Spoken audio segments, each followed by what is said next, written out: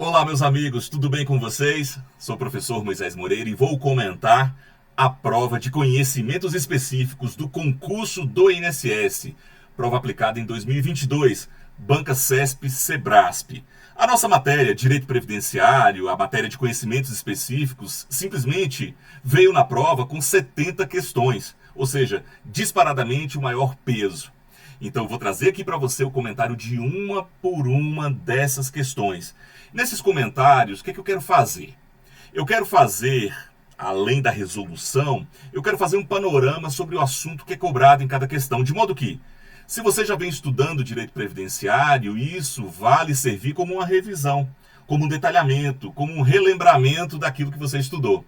Também vai servir para você que porventura fez a prova e quer também rememorar ou quer aprender algum ponto que você ficou em dúvida ou errou. Mas principalmente serve para você que quer entrar em contato com a matéria. E uma das melhores formas de nós entrarmos em contato é por meio da resolução comentada de questões. Porque aqui, através dos comentários, eu vou contextualizar. E contextualizando, eu trago o assunto em seus fundamentos para você poder compreender o que a gente está fazendo, tá bom? Então não perca essa série, vem comigo, vai valer a pena. Nós vamos comentar as questões e começando agora com a questão de número 1 do concurso do INSS. O que ela dizia pra gente? O que ela disse? O que ela exigiu? Disse o seguinte a questão. A questão trouxe o seguinte: no que diz respeito aos princípios constitucionais da Seguridade Social. Aqui ela já delimitou o que ela quer. Qual é o ponto da matéria? O ponto da matéria são os princípios constitucionais da Seguridade Social. Primeira coisa que a gente tem que saber é que Seguridade Social significa um conjunto de ações. É um conjunto interligado de ações. É uma técnica de proteção social. É proteção social. Proteção social para quê? Para as pessoas. Proteção social para nós brasileiros. Diante de situações de doença, de vulnerabilidade, de hipossuficiência, de incapacidade para o trabalho, situações de morte, situações de nascimento de crianças, situação de reabilitação profissional, situação de desemprego involuntário, seguridade social como um todo nesse aspecto. A Seguridade Social ela abrange os direitos relativos à saúde, assistência e previdência. Portanto, os princípios da Seguridade Social, pessoal, que estão lá no artigo 194, parágrafo único da Constituição, esses princípios eles se aplicam aos 3 ramos da Seguridade Social. Alguns princípios têm maior incidência em um desses direitos, saúde, por exemplo. O princípio de número 1 que aparece no parágrafo único do artigo 194 é a universalidade da cobertura e do atendimento. A maior incidência desse princípio é na saúde. Saúde é direito de todos, dever do Estado, mas também a universalidade incide na assistência e na previdência num grau mais restrito, tá bom? Então os princípios que a gente estuda lá no artigo 194 se aplicam à saúde, se aplicam à assistência e se aplicam à previdência social. Vamos ver agora o que a nossa questão afirma. O princípio democrático exige a necessidade de envolvimento de diversos segmentos na administração do sistema de seguridade. Até aqui está corretíssimo. O princípio democrático ele está lá consagrado no inciso 7 do parágrafo único do artigo 194.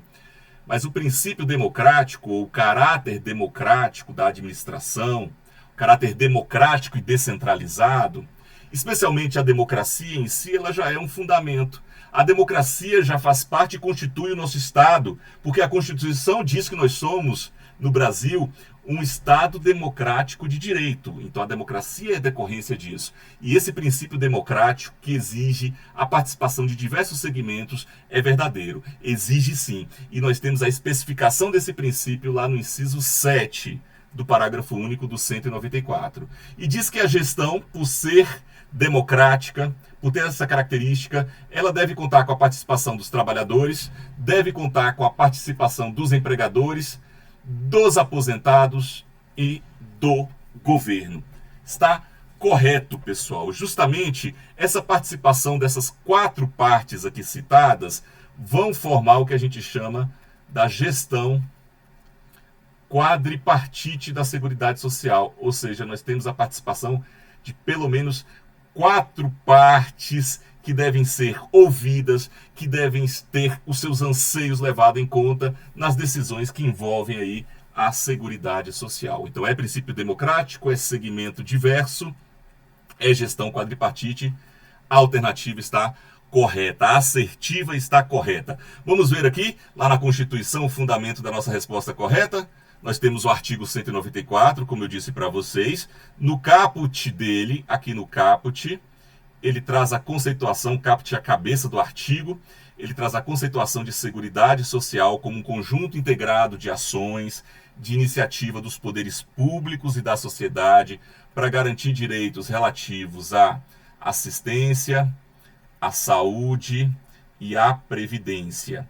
E aí o parágrafo único enuncia os objetivos, ele chama de objetivos, tá? Mas são verdadeiros princípios. Então na prova pode aparecer como objetivos ou princípios da Seguridade Social.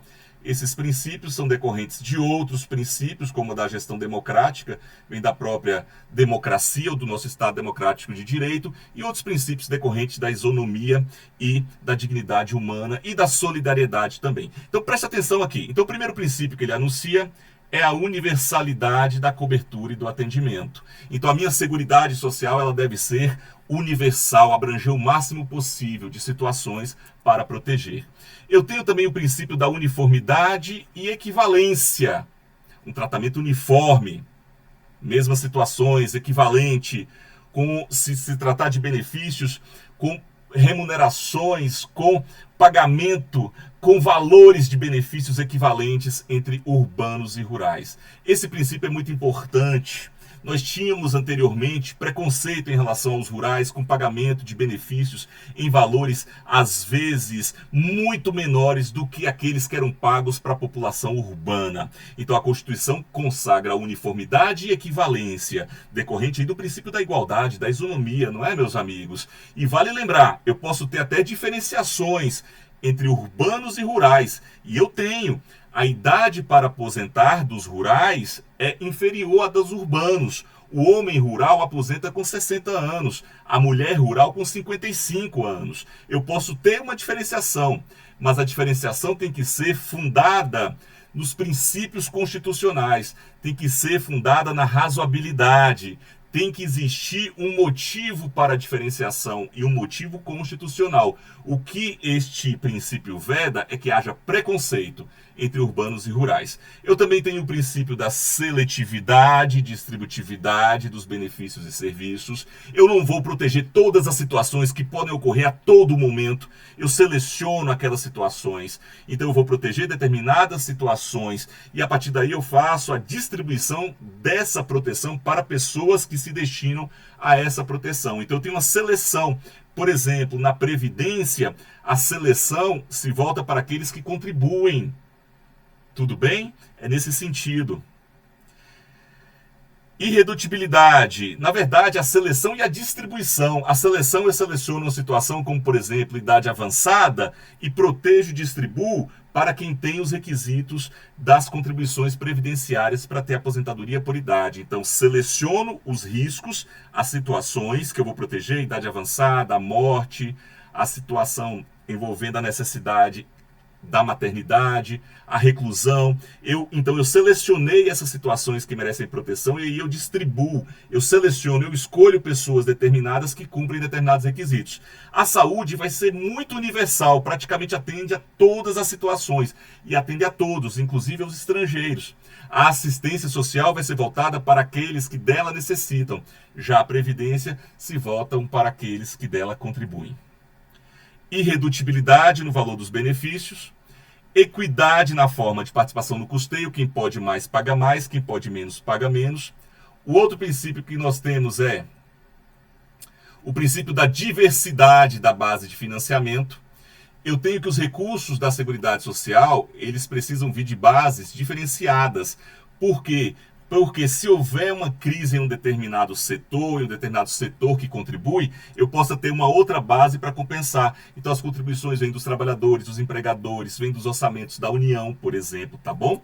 E eu chego ao meu princípio, que é o objetivo da minha questão, que é o princípio 7. De fato, a Seguridade Social deverá ter um caráter democrático e descentralizado, mediante gestão quadripartite, 4, com participação dos trabalhadores, empregadores, aposentados e governos nos órgãos colegiados. Questão correta, portanto, faz referência a esse meu princípio aqui da gestão democrática quadripartite. O exemplo disso, na Previdência Social, a gente pode ver no Conselho Nacional de Previdência Social, que é um órgão colegiado que conta com a participação dessas pessoas citadas e dos representantes do governo e dos representantes citados. O Conselho Nacional de Previdência Social estabelece as diretrizes, avalia as ações da Previdência Social, e essas pessoas são ouvidas. E, por exemplo, o INSS, que é a autarquia federal responsável pelos benefícios e serviços, ela apresenta as suas ações. Tudo bem? Essa foi a nossa primeira questão. Já já a gente volta com mais questões para vocês.